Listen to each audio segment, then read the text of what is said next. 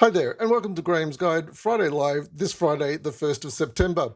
Just before we get right into it, I went to the local Orchid Club's first show and sale that they've had in 3 years.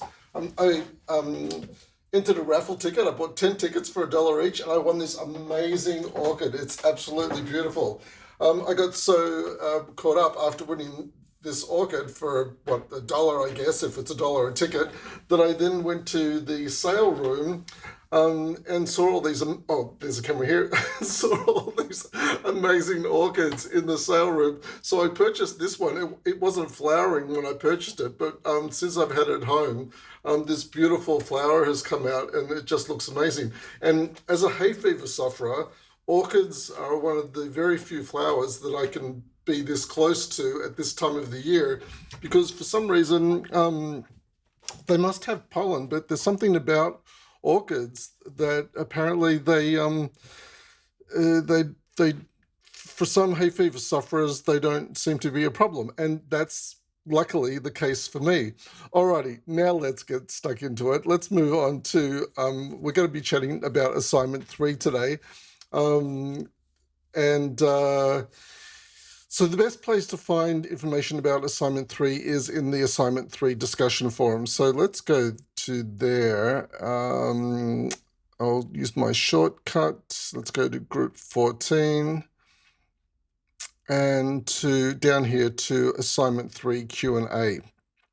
So this is just a very quick refresher of where you can find the information that will be helpful for you.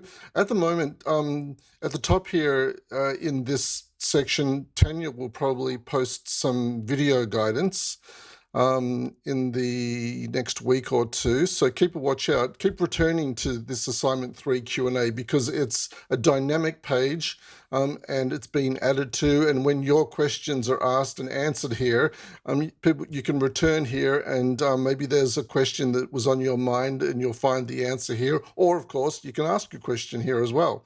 Everyone benefits when your questions are asked and answered here in the forums. So there's some frequently requested links here at the top of the page, including a link to academic practice and guidance on referencing. Every teaching period, I get asked about the word count for the assignments. If you go into this section here, academic writing, follow this link into the Student Hub, click on the essay writing tab, and you will find all the information about the required word count and what's included and what's not included in the word count.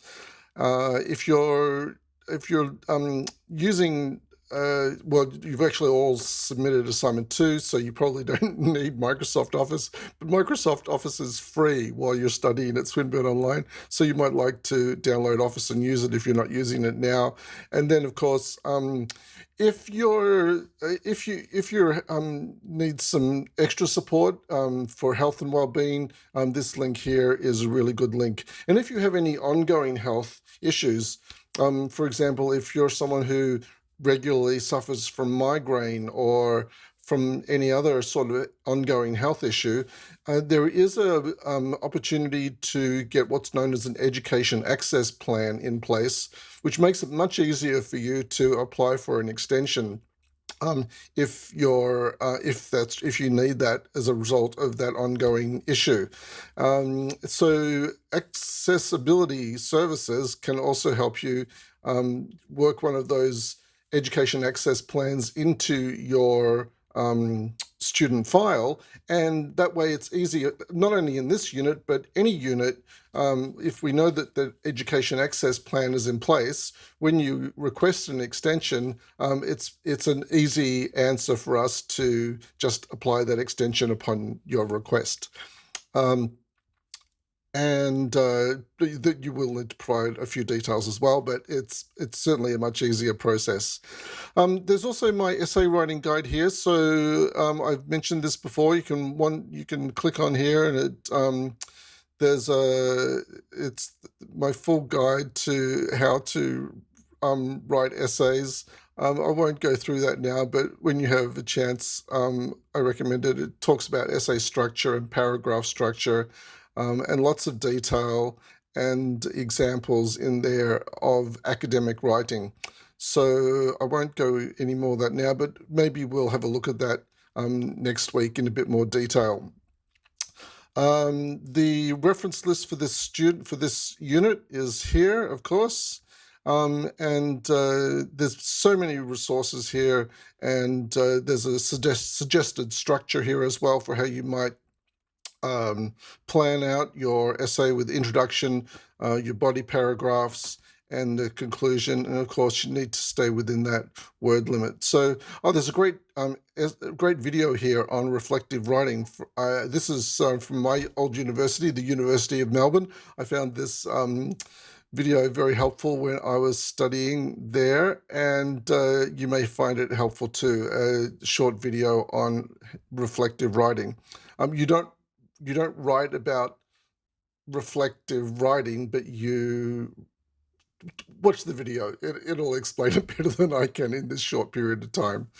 All right, and then there's some other information there. This video on unit and course goals that I've talked about before. So just on extension requests, let me go to the Student Hub. The easiest way to do that is here, click on Help, and then Study Resources. It's going to make me log in and click. So if I put here extension, that might be the easiest way, extensions for assignments. Yeah, so here are the details on applying for extensions, and it points out here, if you've had a tough week at work, that's not an eligible reason for applying for extensions, because we all have tough weeks at work or at school. But if, for example, some circumstances beyond your control, so something beyond just a normal tough week at work would need to be explained to get an extension. It says here they will not normally be extended. That is, the due date will not normally be extended unless your studies have been adversely affected by acute illness, misadventure, or other extraordinary cause or circumstance reasonably beyond your control. Now, in our unit, I'll just go to our unit page, because our lead unit coordinator has provided a video. And if you go to Tanya's announcements, click here on announcements, and then click here on policies. I think I showed you this last week.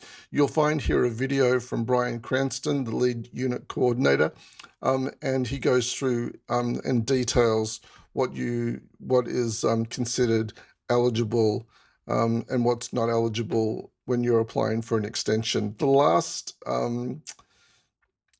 thing I want to talk about is essay structure, and actually I've already covered that, because that's in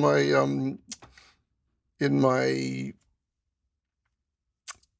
guide. Let me go back to that quickly before we leave, just in case you missed that. I don't know how you would have missed that, because I was just talking about it. See these flowers, it's the fragrance of these flowers that I can't concentrate. Yeah, so on essay structure, yeah, it's just here. If you go through, I've provided some information on essay structure here. I've also provided a template here that you might like to use. I'll just open the template up. Again, it's very similar to the A2 template with your details at the top, and then just a simple heading, and then everything from here through to your final page is included in the word count, but your references and your reference list is not included in the word count. So if you have any headings, such as this heading here, that heading is all included in the word count, and any other headings that might be there. That's all I need to tell you about structure. The collaborate session that we had the first collaborate session yesterday, Thursday. So make sure you go in and watch the collaborate session. It's got some great information there on completing assignment 3. That's all I wanted to show you today. Let's keep it short and sweet this week on Friday Live. See you in the discussions. Thanks for joining me today. Bye for now.